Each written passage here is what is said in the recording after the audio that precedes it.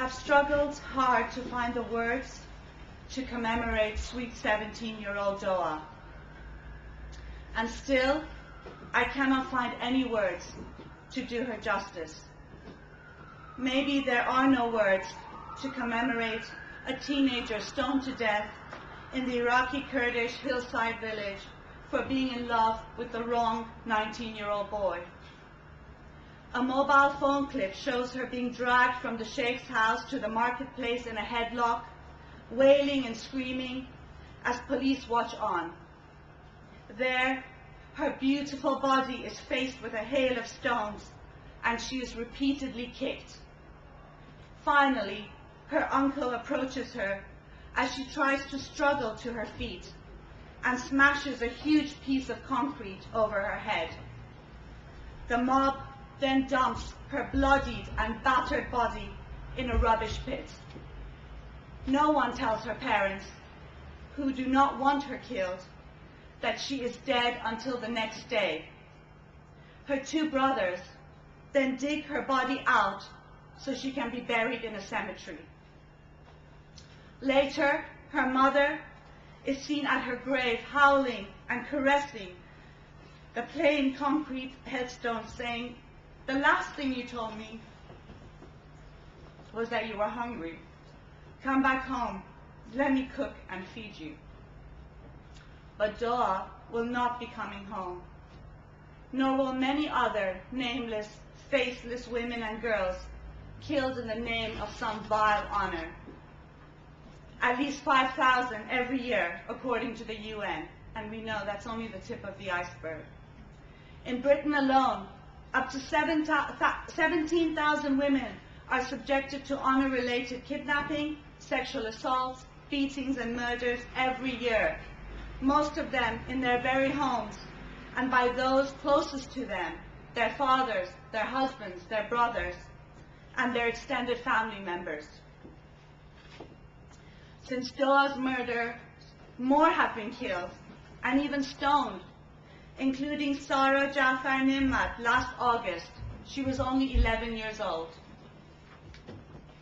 As I said, it is hard to find the words to do Doa justice. I'm really sorry.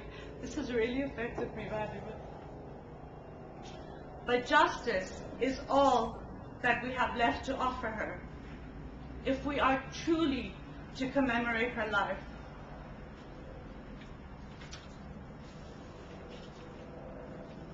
And part of that means holding that which is responsible to account.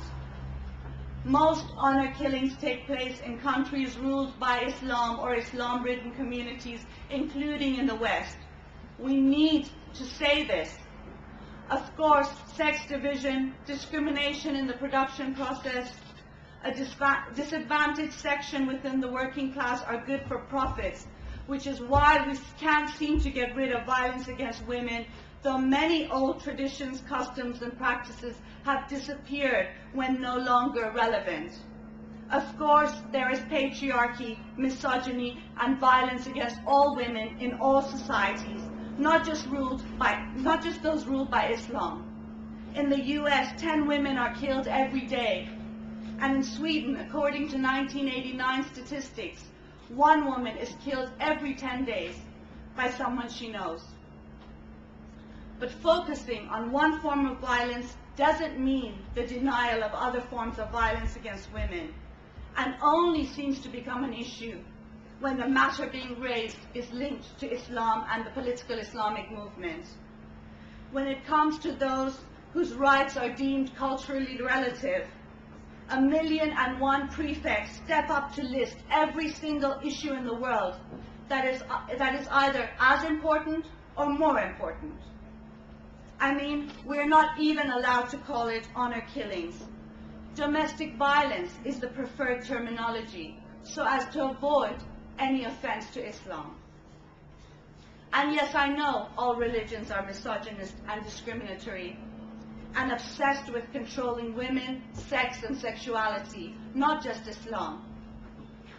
Nonetheless, there is a distinction that must be made with Islam in this day and age, because it is the banner of a political movement, because it does have state power, because it is vying for political power, because Islam is part and parcel of the state machineries and the laws in many countries in the Middle East and North Africa. When Doa is killed in broad daylight, the police stand by and watch. Those responsible are not arrested. Even if anyone ever is, which is rare, Article 111 of the Iraqi Penal Code will allow reduced sentences in cases where, quote, dishonor is established as a motive. Not only that, but the state, the law, the police, the judiciary, the imams and the sheikhs are all in agreement that such killings are necessary and even honorable in order to maintain the social order and control that women who bring chaos in society by transgressing Islamic norms and rules. Stoning is actually legal in places like Afghanistan, Iran, Nigeria, Pakistan, and the Sudan. This year, over half a dozen women in Iran were sentenced to stoning, with 3 non-official stonings since 2006. 2 women await stoning in the Sudan. And just this past week, a couple have been stoned to death in Pakistan.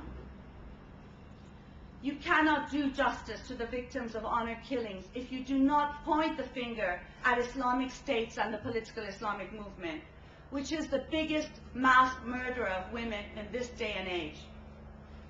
As Hajim al-Iraqi Muqtada al-Sad's representative in Baghdad says, if you crack down on honor killings, you will only encourage adultery.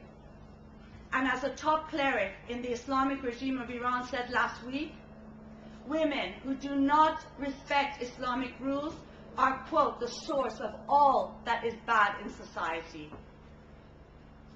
This doesn't take blame away from US-led militarism, which is directly responsible for the encouragement and growth of the political Islamic movement, including in today's Iraq. It doesn't ignore other forms of violence against women. But in the 21st century, honor killings are as much a symbol of the political Islamic movement as is veiling or sexual apartheid. Despite the attention and outrage, they are on the rise because this movement is on the rise. And we can only really begin to stop honor killings if we stop this movement in its tracks. In her last moments, Doa struggled to stand even when surrounded by a mob who were out to kill her. She refused to do what was expected of her in life and in death. She is both the personification of the vile and subhuman status of women under Islamic rule, but also the refusal and resistance of millions of men and women against 21st century barbarity. To commemorate Doa, we have a duty to stand up with the resisting people of the Middle East and North Africa and to say enough is enough. Thank you.